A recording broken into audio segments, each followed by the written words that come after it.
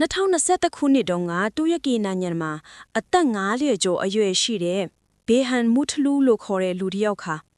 သူ့ရဲ့တငယ်ချင်းတွေနဲ့အတူအီမဂေါမြို့ရဲ့အနီးနားတစ်ဝိုက်မှာရှိတဲ့တစ်တိုးတစ်ခုထဲမှာအပန်းဖြေခရီးထွက်ကြရင်းနဲ့အရက်ဝိုင်းဖွဲ့ပြီးတောက်စားပျော်ပါခဲ့ကြပါတယ်။အဲ့လိုနဲ့ဘေဟန်မူထလူဟာတငယ်ချင်းတွေနဲ့အတူတောက်နေရင်းကနေအရက်မူးပြီးတစ်ယောက်ထဲလမ်းလျှောက်ထွက်သွားခဲ့ပါတယ်။ဘေဟန်မူထလူရဲ့တငယ်ချင်းတွေကအချိန်တော်တော်ကြာကင်မလာတော့တဲ့သူကိုစိုးရင်လာကြပါတော့တယ်။ဘေဟန်မူထလူကိုမတွေ့တော့တဲ့အခါအရန်စိုးရင်သွားတဲ့သူ့ရဲ့တငယ်ချင်းတွေကသက်ဆိုင်ရာအာနာဝိုင်းတွေကိုချက်ချင်းပဲအကြောင်းကြားလိုက်ခဲ့ကြပါတော့တယ်။ဒေတာကန်အာနာဝိုင်းတွေညစေတနာဝန်ထမ်းတွေပေါင်းပြီးသူ့ကိုရှာဖွေဖို့အတွက်ရှာဖွေရေးအဖွဲ့ကိုဖွေလိခဲ့ကြပြီးဘေဟန်မူထလူကိုစတင်ပြီးရှာဖွေကြပါတော့တယ်။ဒါပေမဲ့လမ်းလျှောက်ထွက်သွားတဲ့ဘေဟန်မူထလူဟာသူကြောင့်ဘာတွေထက်သွားတယ်ဆိုတာကိုမသိပဲနဲ့အဲ့ဒီရှာဖွေရေးအဖွဲ့တွေမှာသူကိုယ်တိုင်ပါဝင်ခဲ့ပြီး